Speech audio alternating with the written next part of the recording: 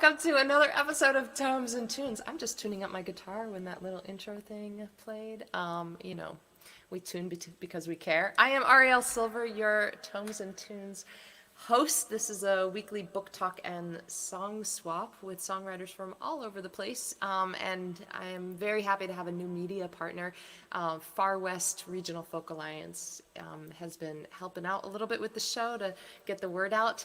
If you are just tuning in, please say hi in the chat box and let me know where you are coming from. I have a little ticker tape that's going on the lower screen today because the Big Folk Alliance conference this year, like everything else, is virtual. It's online, and it's happening in a couple of weeks. And so I'm going to be playing a bunch of showcases, and songwriters from literally all over the world are also going to be playing tons and tons of music.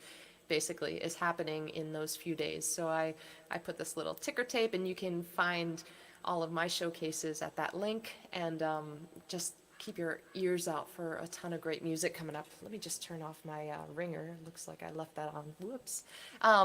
Today, I am very excited to bring on board Ashley E. Norton. She is a solo artist and also has a duo, Whitherward, and her co-conspirator, maybe her duo partner, is going to be on the show in a couple of weeks. I'm very excited about that. But today we have Ashley, and I'm going to bring her right in right now. Hi, Ashley. Hi. I like co-conspirator.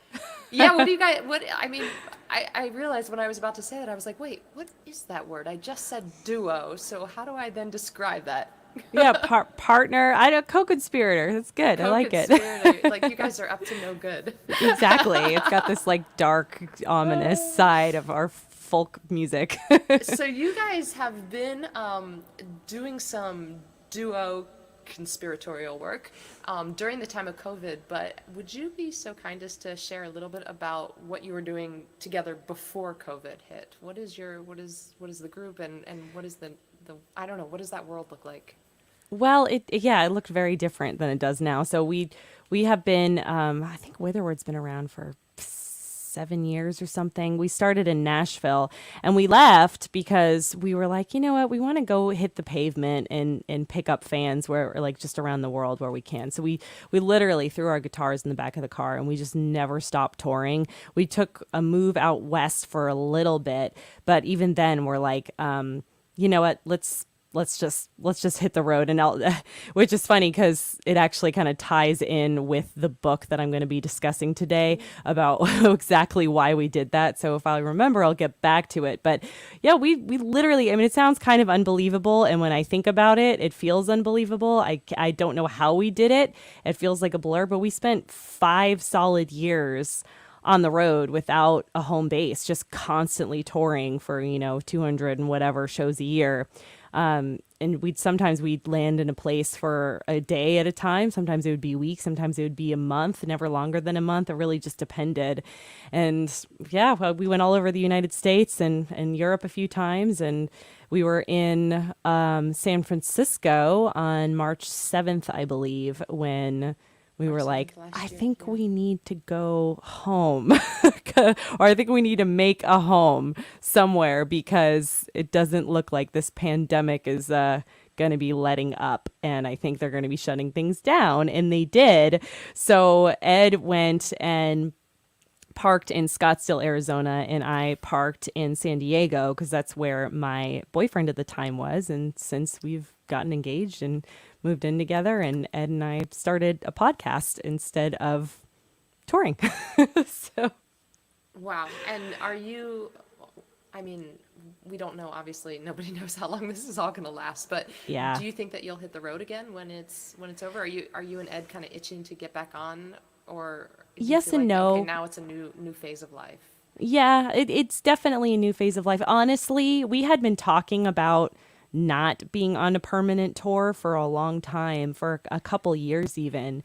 But funny enough, we didn't know how to stop because we weren't really making enough money to like continue our tours and have a home base, as touring singer-songwriters. We couldn't connect the dots. And so we just kept going. And so it was almost like as tragic as it was when I mean, nobody wants the pandemic, but I feel like we all find these little silver linings during the pandemic. And so for us, it was like, well, we get to have our own home. I mean, I have my home here and my home studio that I get to have for the first time in 5 years. So that feels really good. But we definitely want to tour again, just like normal artists, not like crazy people. Yeah, I was on the road for 6 months, not 5 years. That's more Where, manageable. well, I mean, kudos to you. I mean, there were three of us in a van. Our van ran on vegetable oil, and we were driving around the Oh, United wow. States and playing shows similarly to how you described it. This was quite some time ago, and I can relate to that. Object in motion stays in motion. How do you stop when you're not like you're really dependent on that next gig to kind of get to the next one? Exactly. How do you stop? And for us, we stopped at 6 months because, I was just looking at my bank account. I was like, okay, if I stop now, I have enough money to put down for an apartment. And if I keep going, that money might be gone. So, Yeah. it's kind of a weird business model when you're sort of, when the money's going in that direction. Because it ebbs and flows, doesn't it? Like Yeah. sometimes you're like, oh, we're doing great. And the other days you're like, oh, how are we going to put gas in the car right now? Yeah, well, we had the vegetable oil, so that was actually. Oh, right. that That's was- a good way to do that it. was- yeah. But 5 years is a long time. So would you indulge me in sharing like what did a typical day look like? Let's say, Yeah. you wake up, Yeah. in the morning. Then what? You're Well, somewhere. I mean- You're in somebody's house, maybe. Yeah, usually, I think I'm going to touch back on this, the book that I'm going to talk about today, because it really does tie into this so beautifully. So there's an artist named Amanda Palmer. She's famous for being part of the Dresden Dolls. She's also famous for, I think, raising the most money ever at one point. I don't know if someone's surpassed it on Kickstarter to fund her own album. And she had a very, very famous TED Talk that I encourage everybody to go listen to. Just look up Amanda Palmer TED Talk. It's got millions of views, so you're going to see it. And she called her TED Talk The Art of Asking. And Ed and I had just moved to Colorado. As I mentioned, we moved out west for just a very brief time. We were only there for some months. And I was watching this video. It was a 12-minute video. And at the end of the video, I was like, Ed. And he's like, oh, no. Because that's how this goes. I get an idea and then I get an idea and then I have to do it. So I was like, we're going to live on the road and we're going to go obviously I asked him, I did demand of him, and he was into it. I said, let's just not, because we were kind of figuring out our next move, like where are we going to move into? We were looking for a new apartment, and I was like, let's just not get an apartment.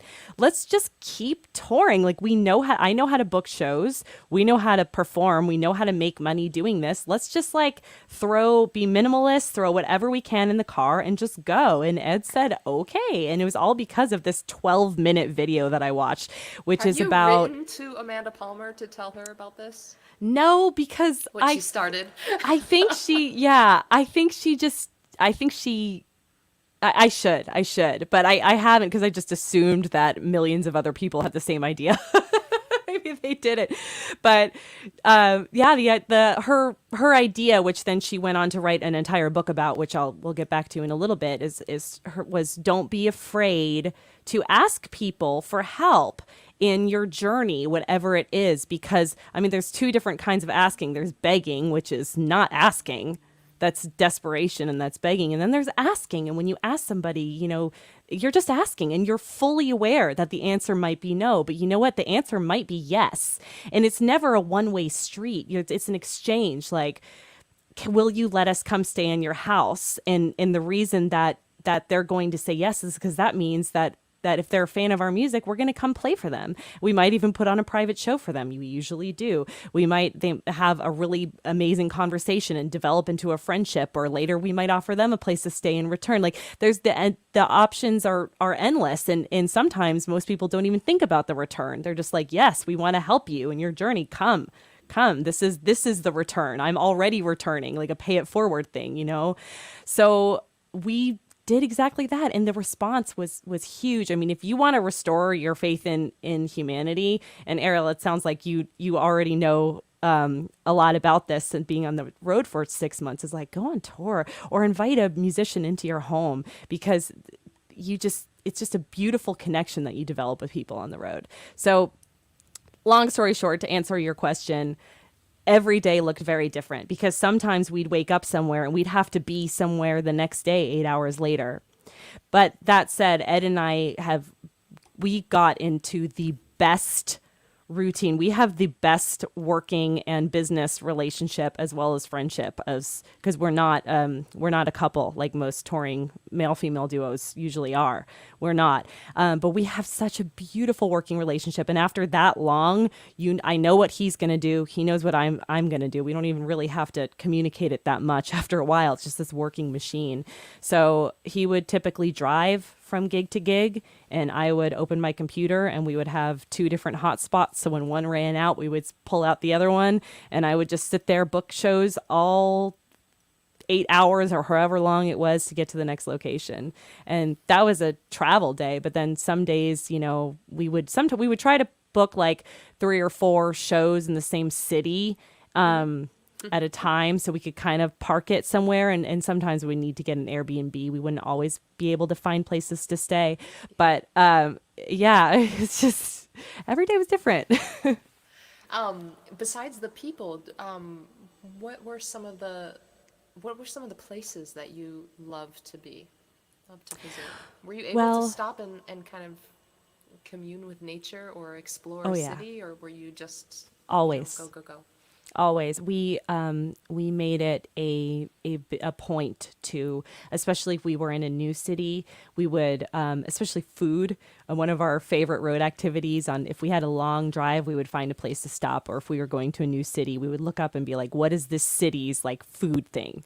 And let's go and enjoy it together. So we would do that. I'm a big hiker, so I would always seek out the hiking spots, and sometimes I would convince Ed to go with me, or we just try and find something special in each place that we went to, because we wanted to get the full picture of the city we were in, and the people, and just really enjoy the experience of being on the road. Look, a few of our favorite places are, and we started, once we pick a favorite place, we tend to return a lot to it. Yeah. So our favorite place to play was and still is Morro Bay, California. Yeah. And we've actually have family there, and we developed quite a few friends. So we just absolutely love Morro Bay and playing there. And we would always go. I've even convinced Ed to go paddleboarding with me a couple times. I paddleboard in like so many different cities. We also love Yachats, Oregon, and that came about because we were playing a very hot, uncrowded show in Cottage Grove, Oregon. Mm-hmm. And then all of a sudden all these mayors walked in. There was a mayor convention in Oregon. So weird. And all these mayors were like, hi, I'm Mayor so-and-so. I'm Mayor so-and-so. We're like, this is weird. But one of the mayors said, I have to remember his name, but he was the mayor of Yachats, Oregon. And he said, this is the number to call when you come back through, book a gig here, tell him I sent you. So we did, and we got the gig. And we just walked the coast of Yachats, Oregon, and it was one of the most beautiful places I'd ever seen in my life. And we've toured all over Europe too, but honestly, I think the most beautiful places we've been to are on the West Coast. Well, yeah, the West Coast does have. I mean, as I've driven down, I've just been on the coast of California mostly, but yeah, driving the coast of California, it's like you turn a bend and you're just like, right here, our own state. I know. Don't you have like to go don't across the world. you like take it for you take it for granted, or you don't realize how beautiful it is until you start touring other places, and you're like, wow, just that one place in California that was the most beautiful of all. But Yachats, Oregon. Yep. Okay. Yachats, Oregon. Good to know. Very cool. Cardigan, Wales is another favorite of ours. We've been to Europe 3 times, and we always go play this show in Cardigan. We also developed some amazing friendships there, and it's like it's one of the coolest little shows, and also an amazing medieval town with a castle, and then has one of the most gorgeous coastal walks I've ever been on in my life. So that's another one that stands out. But there's a lot. We have either a guest or we tell stories about other musicians, but then we tell a story of our own. And how we do it we take turns. So every other week, Ed and I will share a photo with each other, and then That's we'll right. tell the story. I've tuned into your podcast, and that's right. I remember this piece of it. It's fun. Yeah. Yeah, and sometimes we don't know what the photo is going to be, and we're like, oh yeah, I forgot about that. It's kind of sad how much you forget. Yeah, so that's a good segue actually. So your tour was what you were doing pre-COVID, and then post-COVID, you turned and started doing this podcast, and that's really interesting that you're sharing pictures. The podcast I've heard the audio, and we were talking before the show, in the backstage, but I didn't quite catch it. When you guys are actually talking to each other and sharing these photographs, are you just describing the photograph to each other, or can you see the photograph? Because when I was listening to the podcast, I was just hearing you talking about it. I couldn't tell if you were really looking at it. Yeah, our podcast has many layers. So we do actually go live on Facebook and YouTube on Sundays at 1. So you can tune in live and you'll be able to watch it and actually look at the photo. You'll see Ed and I talking to each other, kind of very similar to this screen. And but the chat also appears. So if you pop in and comment live, you'll get to see your comment, scroll through all the other comments to the right side of the screen, which is pretty fun. And speaking of comments, I just want to say hi to Yeah. Mark in Dallas. Mark, always so great to see you pop in. Thank you for tuning in. And Alice M. Williams. Hi, Arielle. Hi, Ashley, she says. And That's Ed's mom. Oh, cool. Hi, Ed's mom. And Gail Gallagher, I see you. So if you are watching, please say hi. Oh, Susie. Great to see you. Been thinking about you. Okay, back to the photographs and your podcast, Hi, everyone. Ashley. Yeah, well, I know a lot of people listen to the audio only of the podcast. And so the way we do that, we get around that is we post the photos. We have a website, crimesagainstfolk.com. Yeah. And so if you want to see the photos, you can just open it up and you'll see it in the latest episode on every I need to Tuesday do we that. release it. I listen to podcasts when I'm out for a walk, and I need to go back now and find those photographs because I'm so curious. That's Yeah, very cool. yeah, and if I remember to, which is I'll give myself a 70% on this, but I will post the photo to our Instagram as well. Awesome. Yeah. And I love that idea of photographs also because you are a fashionista. Do you have a background in modeling? Because Yeah. you have model-esque photos, Oh, very thank you. staged and retro fashion or very interesting, kind of vintage kind of Yeah. stuff. Where does that come in? Where was that in your life?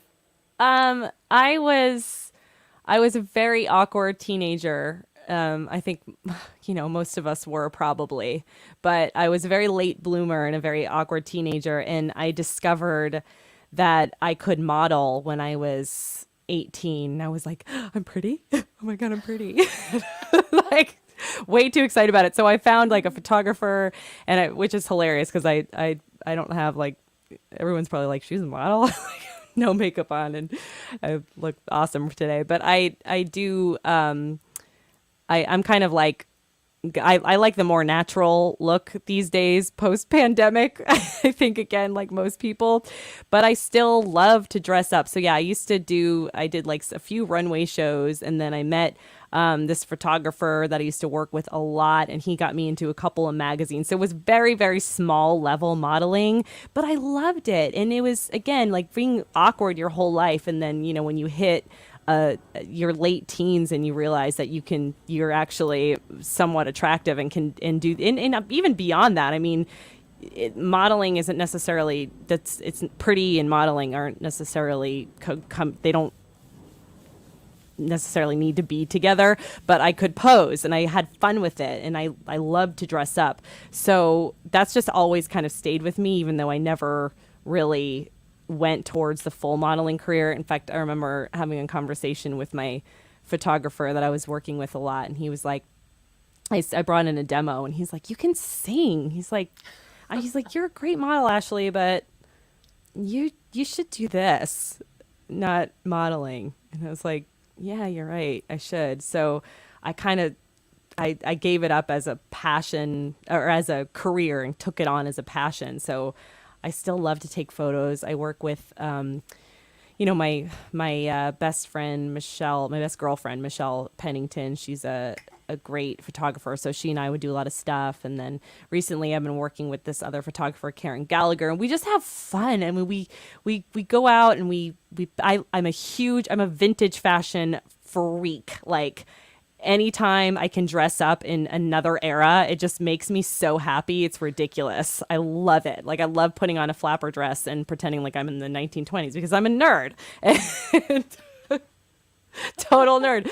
And then I discovered that all these people are putting it up on putting these kinds of photos up on Instagram, and I'm like, oh, I can do that now too. So that's when I started I started Vagabond Voice to kind of showcase, well, mainly my travels, but that's turned more into the fashion since the pandemic. So thank you, by the way. Thanks for saying that. I really do have a lot of fun with it. Yeah, and it shows. And it's, it is something that you don't need to travel for. So that makes sense that, even if it's has become more of a passion or more of a, I guess, hobby would you call it a hobby? I don't know. It's Oh funny yeah, as you get total older, it's hobby. like, when you're younger, you're not sure which of these things that I really enjoy is going to emerge as the main force in my life professionally, and which is going to kind of stay tucked back a little bit in the realm of hobby, I guess. I have a hard Yeah, time with hobbies, I think. it's a hard word because it kind of like it makes it feel like it's not important or professional, but that's not necessarily the case. Yeah. Case A lot of case. people that like most of the thing that they're really passionate about is the thing that would be kind of sidelined as that, hobby. Alice Williams says, "I love seeing your photo shoots." Just putting Thanks, her Alice. message up on the screen. Kim Norton is here. Oh Hi. hi. And let's see here. That's Yeah. my mom and dad. Thanks, guys. Hi, Mom and Dad. Yeah. That's awesome. Um, I love hearing about this show started as a COVID project. Yeah. I guess this would be considered a hobby actually. This show for me. At the beginning of the pandemic, I was like, I really like talking about books and I really like talking about songs. So, um, you know, the very first show. The very first songwriter I had on this show, we just naturally started talking about books, and I was like, I want to do this every week. So I guess this is kind of a hobby.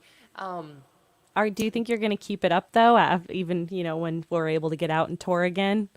you know, I don't know if this is I perhaps it's a limitation of imagination for me. I Hmm.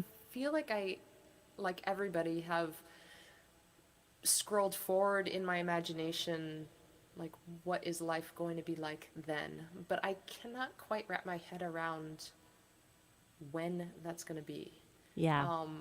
I was on a webinar last night with a bunch of singer songwriters and people in the folk music world, and they were talking about you know this conference definitely being online, and this organization making the call for 2021 it's going to be online, and everybody was sort of, it's such a hazy nebulous end, right? We know we can say when the pandemic started, at least you know in terms of our lifestyles here on the west coast of California. Like you can say Hmm. March 7th is the day that you turned to Ed and said, I think we need to find a home. And, I can say that for me on March 12th, I taught my first online yoga class. Like things just right around there. We can say when it started, but it's really hard to, even with the vaccination rollout, it's really hard to imagine. So in terms of the show, yeah, I mean, I feel like it will go on forever, but I don't know if that's just a limitation of my own, you know, Hmm. imagination. I What hope is it life gonna does. look like? It's yeah, I was thinking I've been thinking about that a lot. Like, well, yeah, what are we going to do when? And I feel like all these COVID projects have started, and I think there's so many wonderful projects that artists have started, and it'd be nice to continue them after the pandemic and not just make this a place in time and like take it Yeah. with us, because Yeah. it's never going to leave us. I mean, this is such a crazy time for all of us, and this has changed our lives forever, all of us. So Yeah. to like take that important piece of history and carry it on with you into the future is going to happen anyway. So it'd be nice Yeah. to take this project too. Yeah. Well, for sure. I mean, who knows what form? I guess it's the attachment to the form. Will it look exactly like this, or will this show be done backstage, on a Thursday, Yeah. when I'm on a festival tour or something like that, talking with other songwriters in that way. Who knows? Maybe we'd be sitting in a room together. We'd be sitting actually in a green room together. Oh, that sounds so nice. I know, getting ready to play a show. Who knows? Yeah, Alice says it's hard to plan for an indefinite future, and that's actually a really great statement, because I think that because of that difficulty of planning for an indefinite future, I think a lot of people last March, April, May just kind of stopped. They didn't know what to do. They didn't know how to move forward with their lives. Ashley, it sounds to me like you and Ed kind of conceived of a new creative thing, and I certainly did. I started, doing my live streams, and my sweetheart and I opened an online yoga studio. This has been an incredibly creative time for us, that silver lining that you were talking about. But yeah, it's we humans want we want to be able to imagine far out into the future, and really, then you get 100-car pileup in Texas. Susie, is that what you're talking about? What about you Texans? Okay, so let's find out more about the art of asking. Oh, yeah. Let's move into the Tomes part of Tomes and Tunes and hear about this book. Yeah, it's a really important book. Like I said, it kind of started out with her podcast. Sorry, not her podcast, her TED Talk. So if you do get a chance, look up Amanda Palmer TED Talk. It's 12 minutes long, and it's a really interesting perspective on the art of asking. And I love how she talks about it. She uses a little flower, and she says, when you're giving, someone, she used to do street art, and she would be the statue, and people would tip her. I have to jump in. Yeah. Right at this point, because I used to busk in Harvard Square, and she and I were there at the same time. So, Oh, really? Yeah. So when she would do the 8-foot bride with the flower, Oh, you saw that? many, many, many times. I was That's so probably cool. a block down playing my guitar. So Yeah. I remember that time very well. Oh, that's so cool. Yeah. That's so neat that you got to witness that, because this is a huge piece of history, music history, her doing this, and it's she would, like Arielle said, she would stand there with flowers, and so anytime people would tip her, she would hand them a flower, and so it wasn't just like asking for money, it was giving something in return. And that's what you're doing with music. Like, that's what you were doing by playing your music on Harvard Square. You weren't just asking for people to give you money, you were giving them music. Yeah. And they were giving you money in exchange. It's an exchange. So that's how she perceives asking, and it was just a really original and eye-opening idea, and like not being afraid to do that, because so many people are. And the minute I saw that is the minute I stopped being afraid to ask for things, and I'm still not scared to do it. And then so she wrote this whole book about it, where she just elaborated, and a lot of it pertains, there's a lot of great tips for musicians in the book on how to be a DIY musician, and how to get over your fear of asking for things, and what you're actually you're giving something, and then you're getting something in return. It's no different than going to purchase something at a store. So it really helps you kind of get over that hurdle, but it's also a really great book for everybody to read, because it's just such a nice perspective on that. Maybe I'll write it in the chat box. So, whoa, things are falling. Do you have a little excerpt? I do, yeah. I don't have the actual book with me, because I was on tour for 5 years and I didn't keep anything. but I looked up some quotes, and And she has some really, just a few really powerful quotes here that I want to read. The first one is specifically about asking, and then there's a couple of other insightful things too. But she says, asking for help with shame says, you have the power over me. Asking with contention says, I have the power over you. But asking for help with gratitude says, we have the power to help each other. So that's kind of her main perspective. But in this, I love this next one too, because people talk about, oh, I can't ask for that. And I'm also a music coach. Like I teach lessons over Zoom, and I also coach people's independent music careers as well. And it's something that I have to work with my clients on. And you forget like how hard that is to get over, but it really is. And she says, and that the main issue is the fraud police. And I love this quote because I totally imagine that myself. She says, the fraud police are the imaginary, terrifying force of real grown-ups who you believe at some subconscious level are going to come knocking on your door in the middle of the night saying, we've been watching you, and we have evidence that you have no idea what you are doing. You stand accused of a crime of completely winging it. You are guilty of making shit up as you go along. Sorry, I'm not sure if I was allowed to say the SH word, but I said it. You do not actually deserve your job. We are taking everything away, and we are telling everybody. So that's from Amanda Palmer, and she... It just made me laugh because that's totally what we sit and think, like, what do they do if they find out I'm a fraud? Like, well, you're not a fraud. And no, they don't, people are too busy to like sit around and think about such things. They're busy with their own lives. Yeah. So that's, let's see here. That's The Art of Asking by Amanda Palmer. Yeah, Love check it. it out. I have seen the TED Talk, but I haven't read the book, so it's great to hear a little bit more about it. I think you'd really love it, and especially because she talks so much about the bride. It's gonna really take you back to that time and place. So she goes into a lot of depth about it, because I think she dated somebody else who was something else to her. You might know that person too. Yeah. Are you from Boston? I'm not from there originally. I'm a native Southerner from Florida, and lived in a bunch of different states between Florida and Massachusetts. But I went to college in Boston, and I stuck around there for a long time. And it's a great city.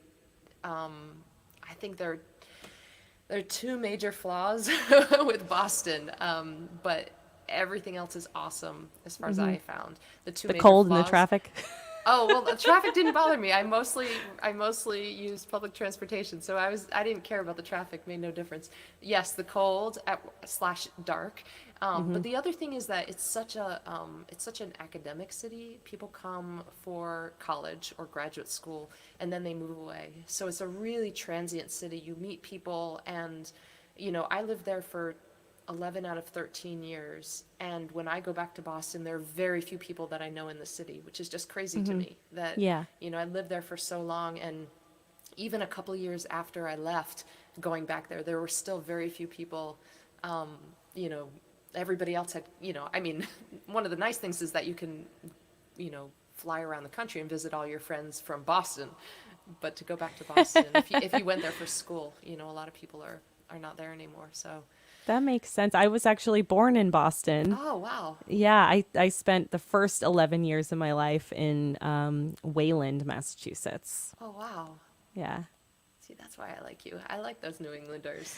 Yeah, it's in there. I mean, it's funny because I had this really interesting experience where we got booked for a show in Boston, and it was a fly date. So we flew in, we did the show, and then I decided to stay a little bit longer so I could hang out with some friends and family that I still have in the area. Yeah. And my old neighbor came to the show. We stayed with her, and she took me to our old house, and we were just, I'm standing in front of this house, just like bawling my eyes out. And Ed came with us, and he was taking video of the whole thing. And I got invited inside the house because we were like awkwardly standing out there. And this woman came out and she's like, "Hey, what do you guys want?" I'm like, "Oh, I'm sorry. I used to live here." And she's like, "Are you in Norton?" "Yes, I'm in Norton." She's like, She goes, your name's written under the stairwell here. You want to come in and see it? I was like, yes. Oh my It was gosh. like, Wow. it was crazy. So we got to go in and see my childhood home, and I didn't realize like how detached I had become to that part of my life, almost because I felt like I didn't deserve it. And it was, Wayland's an amazing town and beautiful. And then I got to see, it was just such a pivotal moment, because when you see your name that written underneath somebody else's stairway, you go, oh wait, no, I do matter. And like all of this matters. Everything that's happened in my life and everybody else's, it all matters. And why am I discounting any of it? So side rant over. I can relate to that part of that as well, because growing up I lived for a number of years in New Jersey, and I went back to that town 20 years after I had left it, and I stood at the top of the driveway, tears pouring down my face. I think I went back 3 days in a row. Wow.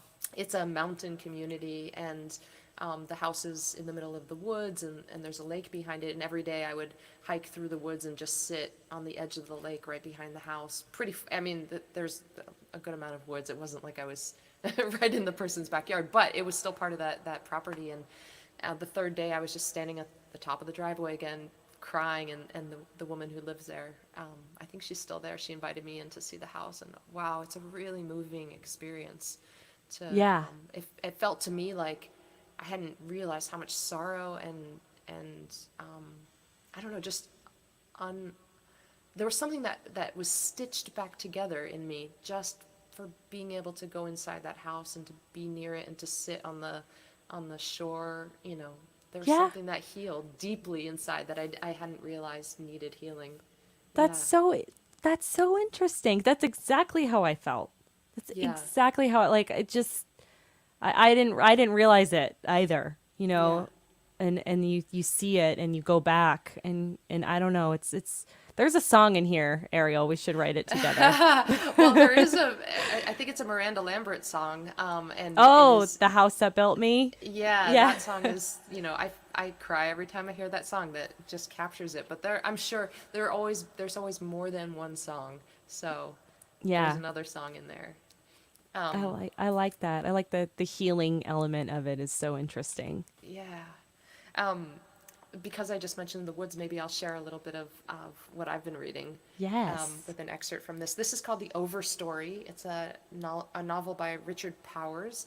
It won the Pulitzer Prize, and I just wanted to read really beautiful writing. So I didn't know anything about this book when I picked it up. It turns out it's all about trees. And I'll start with this. Patricia gives herself to Douglas firs. Arrow straight, untapering, soaring up 100 feet before the first branch.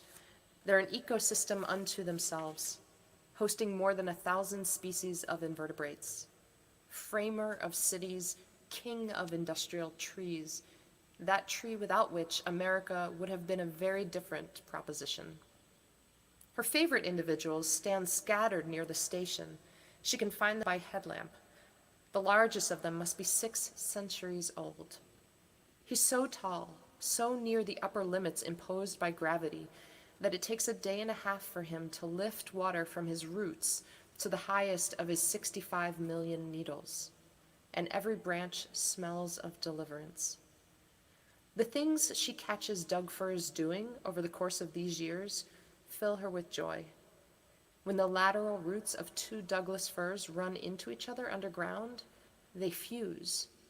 Through those self-grafted knots, the 2 trees join their vascular systems together and become one.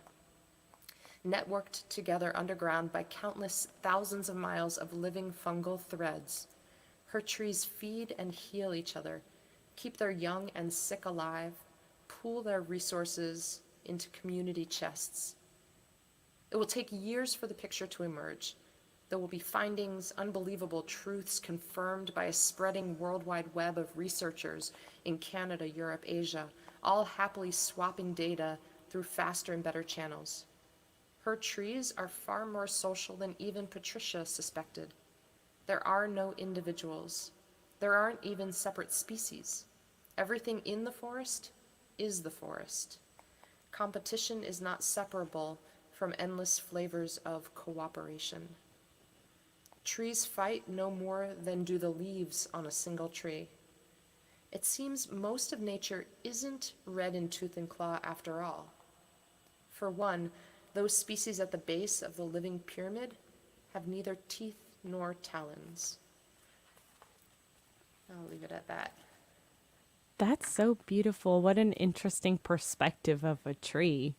Yeah, I feel like I'm learning so much reading this book, but those two paragraphs, I felt like it's so elegantly and eloquently described this. I don't know, and I learned so much in the process of reading those two paragraphs, so I wanted to share it here. What did you think you learned? Can you expand on that? Well, there's a memoir. Gosh, what is his name? I can't remember the author's name offhand, but there's a memoir called The Wild Trees, and it is actually quite riveting. There is suspense. It is a memoir, and it's about this investigative researcher. He goes into the redwood forest to find out about the people who are trying to find the tallest tree in the world. And so it's not a memoir actually. It's nonfiction. It's literary nonfiction, and the writer is kind of invisible for the first half of the book, and then he kind of shares a little bit more about why he personally is interested in this story. Mm-hmm. But it was in that book that I started to learn things about trees, just the height, the age, I don't know, just all kinds of things that I never paid much attention to. Like, I like being around trees, but I've never much paid attention to the measurements, how wide around is a tree, how tall is a tree, how many leaves does a tree have, and how does the actual function, like how does a tree actually function, and how, all of these things. I've never paid any attention to it. But when I read that book, that was sort of my first experience with it. And so this book seems to, I'm sure these two writers have read each other's book. So in that particular space, I learned that in those two paragraphs, I learned about the fusing of the roots. I had not realized that Douglas firs did that. Yeah. And then again, it kind of compounded on what I had learned in that other book about the height and the needles and, all of this stuff. So, yeah. Yeah, that's lovely. And trees are powerful. I mean, there's, I actually find myself writing a lot about trees, and not necessarily in songs, but although Ed has a song called that he wrote, that Whitherward recorded, called "The Sanctuary," that was about the redwoods, and but they're so powerful, and I have a poem I wrote about my grandmother who's passed, but she's I talked about her being a tree. It's a metaphor of her being a tree and the roots that she grew, and the family and everything, and yeah, they're just ever present, especially like you said earlier when you were talking about just being able to walk through those trees. And there was something when I went to my childhood home, and my dad had planted 3 birch trees in our front yard, and one of them was still standing, and it was huge, and it was incredible to see it. There's a whole section in here about birch. Oh wow! Yeah. I'll just start crying again. I don't know if I can read that book. I love that. So great. Would you play a song for us? I will. And Mark, I see you. Mark is saying that Morro Bay rocks. Yeah. Oh, there's a cool bookstore there. Perfect. Yeah. That goes well with the theme. What's the name of the bookstore? Do you know, Ashley? Oh, God, it's got a really strange name. Not strange isn't the right word, but like hard to remember is more what I'm talking about. But they have a music series there too. We haven't played it yet, but we probably will at some point. And yeah, it's a gorgeous bookstore. Maybe if he remembers the name, or if someone could look it up real quick and post it. And I know because we bonded with them because they were like, nobody can ever pronounce our bookstore, and I was like, well, our band name is Whitherward, so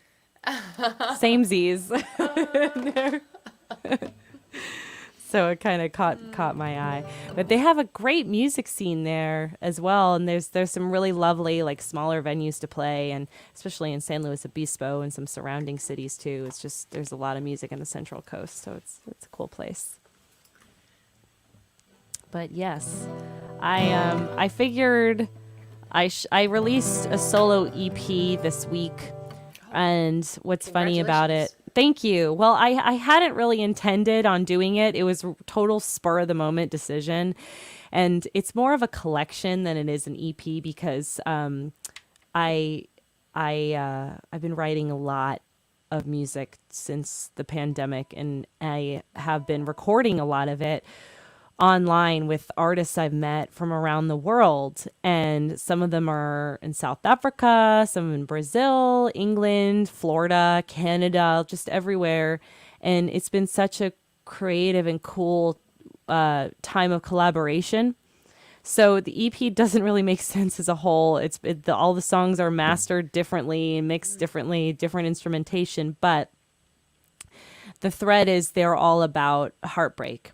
And I really felt like I needed to release it because I just had lost a very, very, very dear friend to COVID that the same week I decided. So I just took these songs. I'm like, you know what? I really need to put this collection out there. And it just, there was something really cathartic about it. It felt really good to do it. To put it out. So I had like no time. I didn't promote it. I didn't think too hard about it. I didn't make sure it was lined up musically to be musically perfect. There are definite glitches in some of the songs, and I'm just like, I'm putting it out. That's it. I don't care. This doesn't need to be perfect. That's not what it's about. It just needs to be something I put out because it's how I'm feeling. And I think, and I did a little music video for one of the songs as well. But I'm doing a song off of that, and I'd actually released it as a single, this song, maybe a month ago. And it just felt really fitting to be on the EP, so I threw it on there. It's a song I wrote with a friend of mine named Johnny Garcia in Nashville, Tennessee, and Kellyanne Hochter. So we wrote it and recorded it probably 10 years ago, and I never did anything with it. Never released it, never even looked at it. I don't know why it just disappeared from my life, but it's back. and it's called Slow Train to Memphis. Awesome.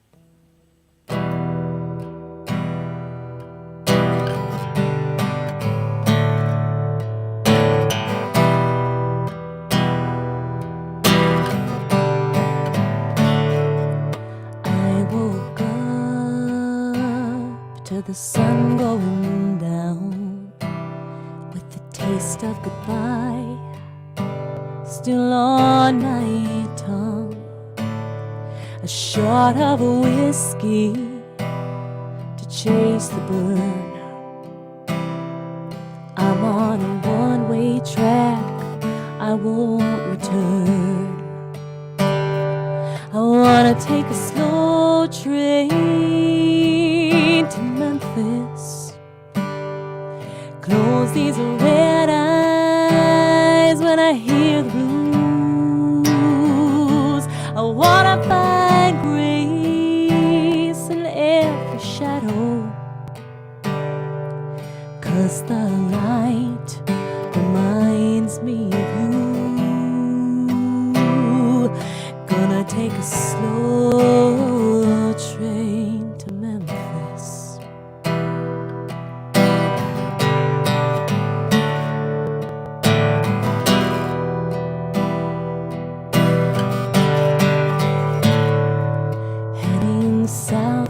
Southbound through the tears, the sound of steel on steel is music to my ears. A heart full of sin and pain and an empty bottle. I need to rinse my soul in muddy water.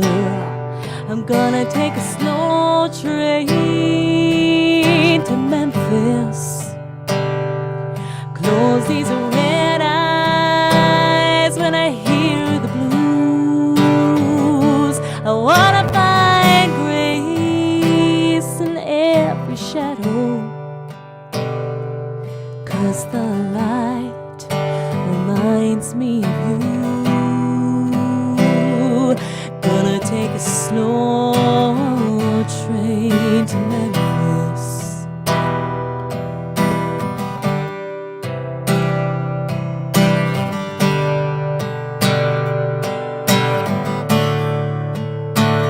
I wanna find grace in every shadow, 'cause the light reminds me of you. Gonna take a slow train to Memphis.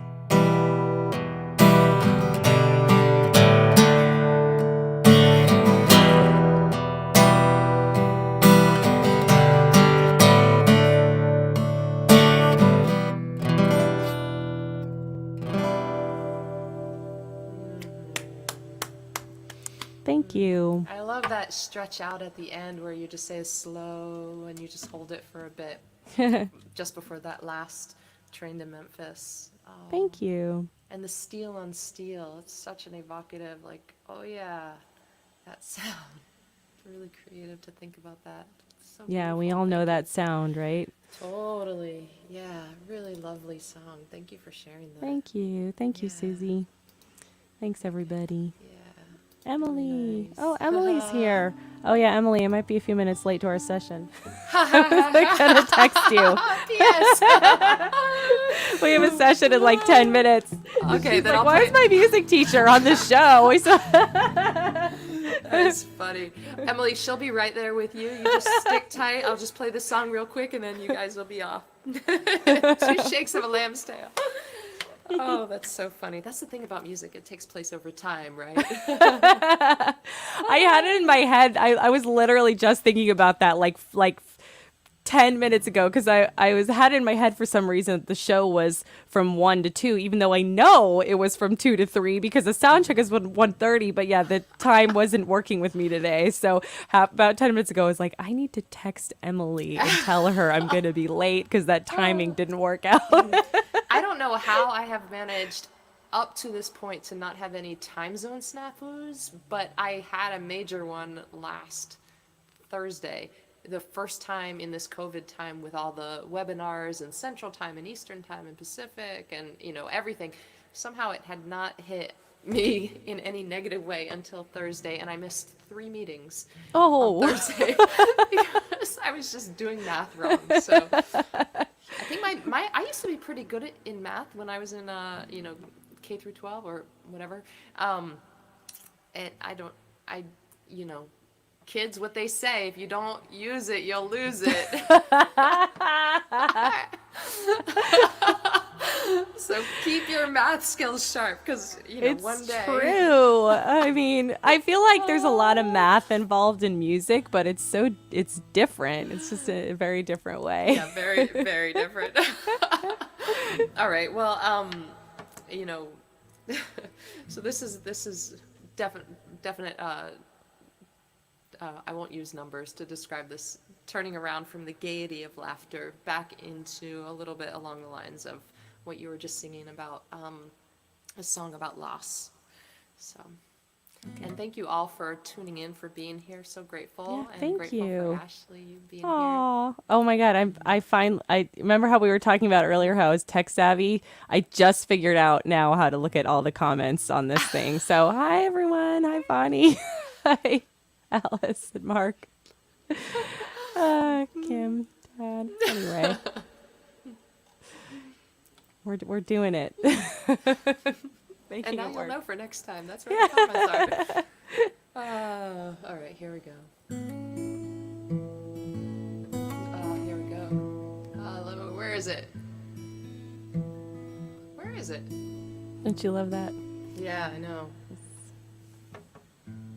It's because we're not playing live that much anymore. I- That's what it is. I forget stuff, songs, melodies. Yeah, I think I got it.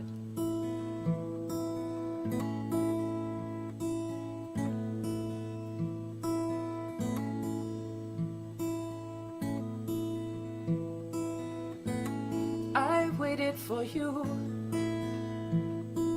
And I waited for you a long time.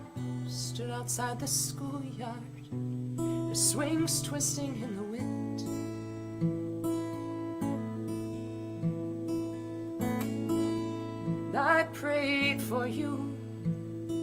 And I prayed for you a long time to chase you in the park and try to catch you in a sprint. And things I know but cannot explain, how life is measured by what you lose and what you gain, how to fight for what you treasure. Let it go when it's time to surrender. And how I'll love you only forever. You came to me. You grew up tall and gangly. I taught you how to swim. I taught you everything I know.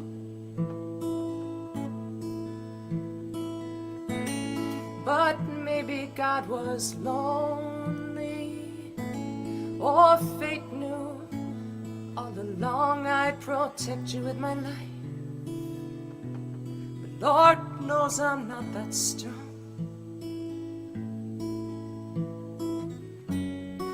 Things I know but cannot explain,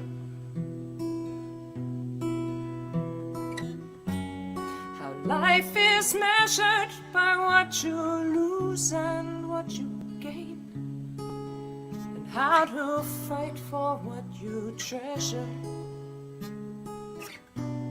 Let it go when it's time to surrender, and how I'll love you only forever.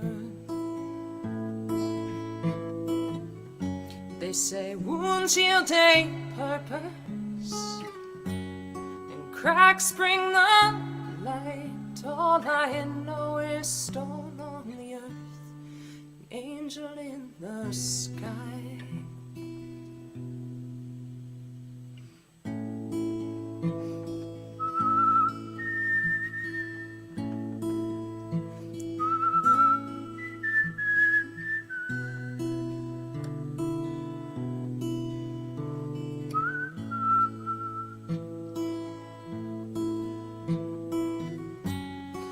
Things I know but cannot explain, how life is measured by what you lose and what you gain, and how to fight for what you treasure. Let it go when it's time to surrender, and how I'll love you only forever.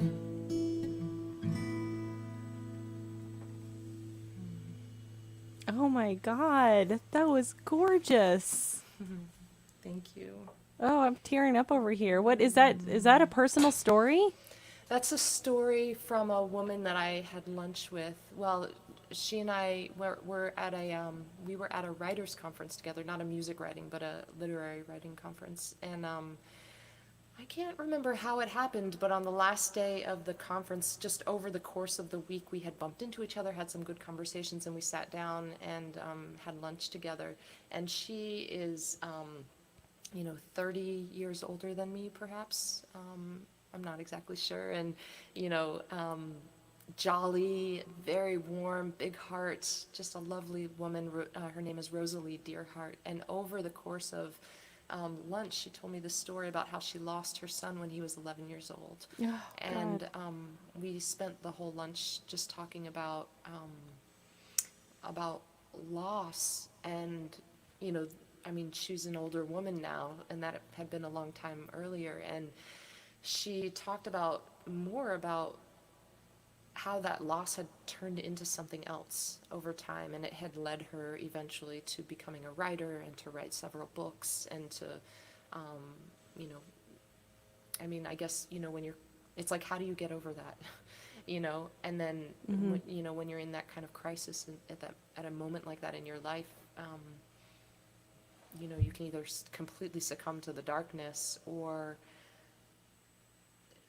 figure out, just like water seeps, you know, it's like where can you flow? Like where can you go with that? And it led her, you know, on this whole other journey of becoming a writer and a healer and a teacher and, you know, facilitator for, you know, other people going through that kind of grief. So that song, her story and our conversation stayed with me. It was the last day of the conference. I'm going to say that was probably a Thursday or a Friday. And I got back home here to Los Angeles that weekend and went to the Gene Autry Museum it's like the Gene Autry Museum of the West, I think is the full name of it. And it's a lot of artists of, you know, just from the western part of the United States, a lot of Native American art, a lot of art depicting the West. And there was this amazing exhibit. Rick Bartow was the artist, and I was so moved by his work, but the name of his show was, I think it was something like Things I Know But Can't Explain. And I had her story in my mind, and I was moving through his art and just thinking about all of that, and I came home that night and worked on that song. So yeah, that was the story. That's beautiful. You did. I hope you sent it to her. Yeah, she's heard it. Yeah. It's a really beautiful song. You're an incredible artist, Arielle. I've really loved getting to know your music, and now it's been really nice to get to know you, and I'd love to have you on Crimes Against Folk sometime with Ed on our podcast. Honored. That would be really fun. I'd love to. Okay, good. We'll set up a date. I'll have Ed's our scheduler, so I'll have him text you some dates, and we'll go from there. Perfect. And you know, that would be awesome. And I just want to say that Ed, Ashley's co-conspirator, is going to be on this show in 2 weeks. So we'll get to see the other half of their musical duo, Whitherward. I'll be there. I'll be here in the audience. Yay. It'll be fun. And with that, I will say thank you so much for being on the show. This has been a complete delight. Thank you so much, and thanks everybody for watching and listening. It's been really fun. Yeah. All right. I will talk to you soon. And All right. I will say goodbye to all of you. Thank you so much for being here. Really, just, you know, this, like I said earlier, this has been a highlight of the strange time that we're in. It's been such a delight to talk with other songwriters and share stories and songs.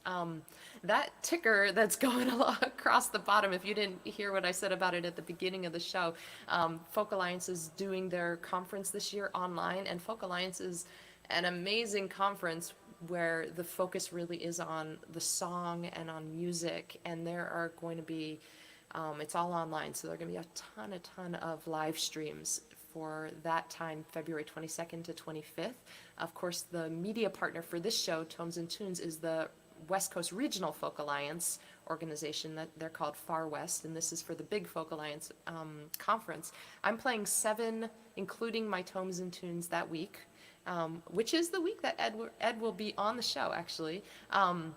Including TomesAndTunes, I will be playing a total of 7 live streams. This is the one, of course, that will be talking about books, but all the others are all about music. And you can find my full schedule at my linktree/ArielleSilver. I would love to see you at some of those shows. They are open to the public, and of course, if you would like to support the organization, there will be ways to do that as well. But 4 out of those other 6 shows are going to be song swaps. I have other songwriters I'm going to be sharing the screen with, and we're going to be just swapping songs back and forth. I'm super excited about this whole thing. I hope to see you. Thank you for being here. Until we meet again, please be safe, stay sound, and take good care.